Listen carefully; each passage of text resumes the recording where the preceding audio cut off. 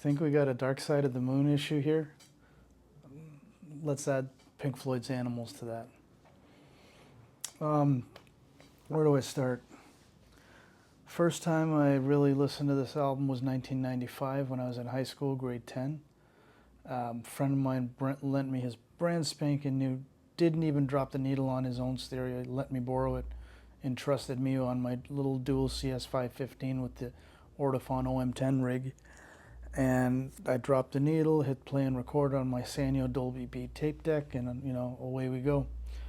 And he'd also lent me Metal, which is still my favorite Pink Floyd album, next to Piper at the Gates of Dawn.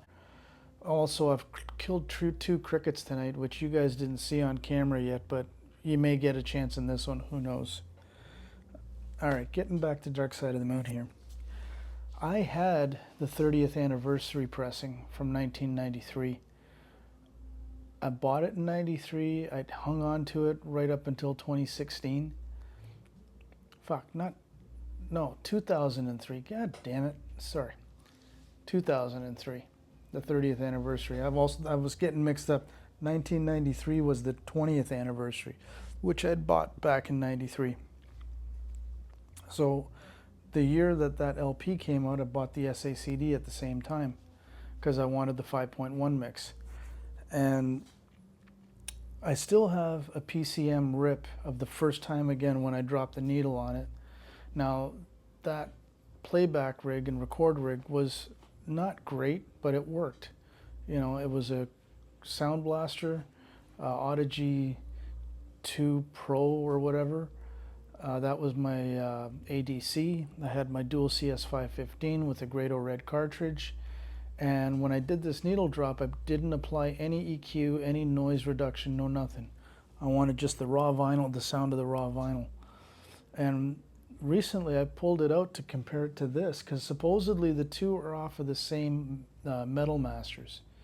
You know, they just basically, they broke this out into two LPs so you could get the graphics. So it's, you know, it's not one of those stupid picture discs that sound like crap.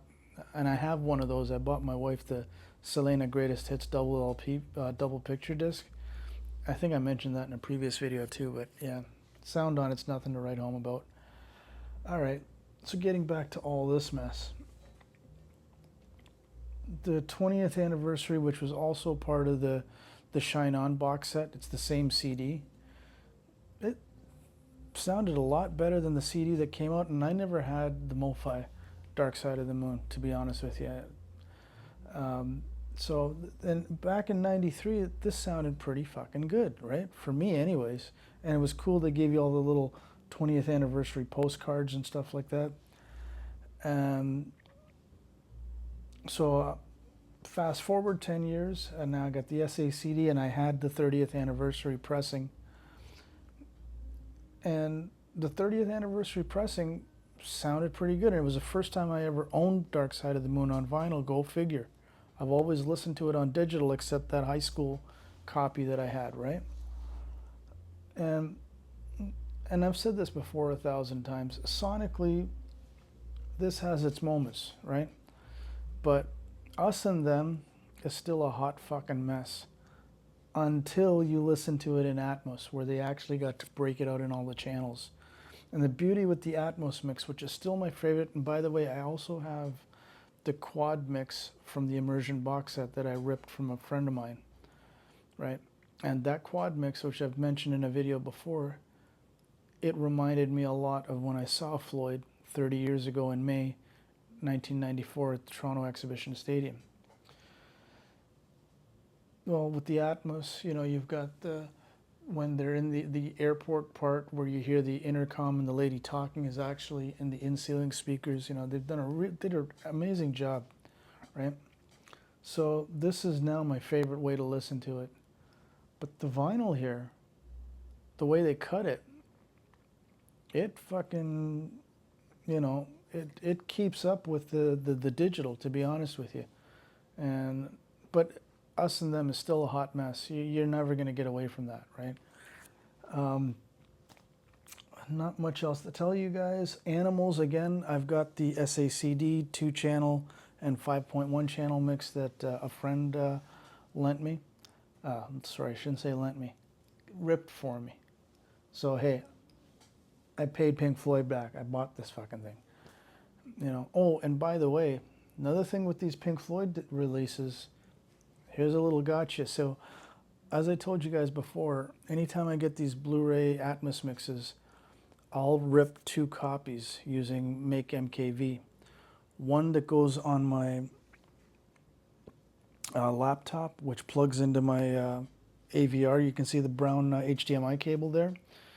Because with Make MKV files, they will not play back in Dolby Atmos on the Sony UBP X1000 ES or the X1100 ES for whatever reason. I guess that format was never a 2-channel or a DTS rip or anything is fine in Make MKV. It's fine, but the Atmos will not work unless I use my laptop with Windows Media or Windows Player, I guess, whatever the fuck they call it now, and it's great.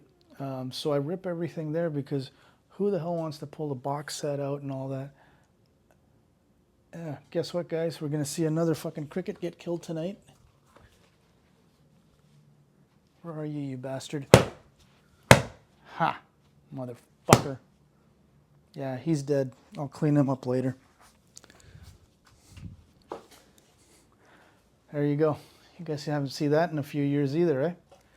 So, aside from the cricket killing, I was talking about animals, and now I've got the Dolby Atmos of it. First time I brought it home was a couple of weeks ago. I guess the day after release or whatever. And I had my Rocket, the baby dog. He's going to be a year old next month.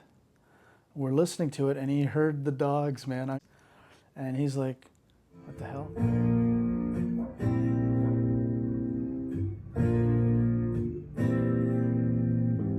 You can't have an animals review without the classic KRP, Johnny Fever, and Mr. Carlson scene.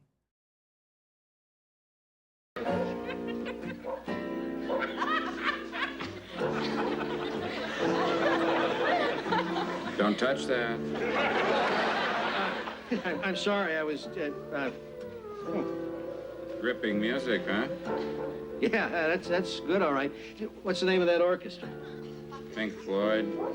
Ooh, was that Pink Floyd? Do I hear dogs barking on that thing? I do. Right?